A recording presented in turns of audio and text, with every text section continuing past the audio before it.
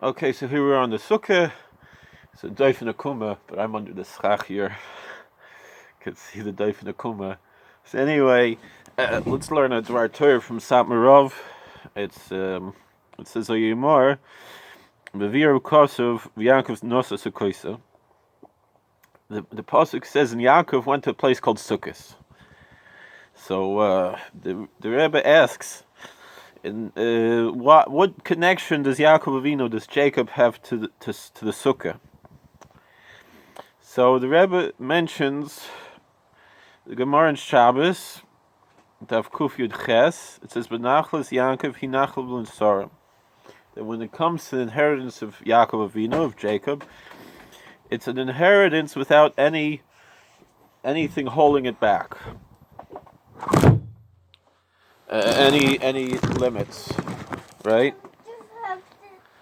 So that means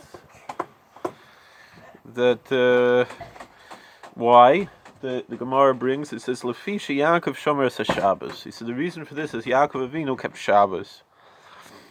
So the Rebbe brings from his Zayda the Yismach Moshe in Parshas Balak, Pasuk Mirosh Tzur Merenu, that Bilam says that he saw from the tops of the rocks. The Nezer Kodesh brings the name of the Shari'ira. This is the reason why why Jacob specifically received an inheritance without any limits, is because Avraham, he held on to the right side, and Yitzchak to the left side.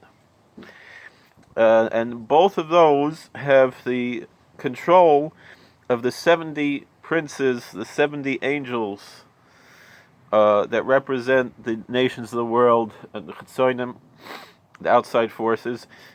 There's 35 on the right and 35 on the left. So that's why they had something that went to the other nations. They had the Esav and Yishmael and the Bnei Keturah. But Yaakov, he was right in the middle, which is above the 70 princes, and therefore all of his children were frum. And that's why it says, Nachlas Avraham, therefore the Nachlo of Avram and Yitzchak, the inheritance of Abraham and Isaac, they have limits. Because there's the 70 princes, the 70 angels of the nations of the world, which surround them, all around them. A little cold, so that's why I'm not. So those are the limits and the borders that come from the power of harsh judgment, because that's the nature of judgments, of dinim, to put a limit and a border on everything. But Yaakov, Jacob, he had no control by the nations, by the Sorim, by the angels of the nations, the princes. So he was worthy to an inheritance without any limits, on the level of the supernal will, the will of God, which spreads out without any gvul, without any limits, without any borders. That's what the Yismach Moshe brings. So according to this, we can understand what Shabbos has to do, keeping Shabbos Kodesh, the Holy Sabbath, has to do with this. That the Sabbath day, the day of Shabbos, also has no sar over it, meaning all the days of the week might have some angel or something controlling them, but Shabbos is just HaKadosh Baruch Hu by himself, God by himself controls it. So therefore, through keeping Shabbos, we are worthy to the inheritance of Jacob, which has no limits,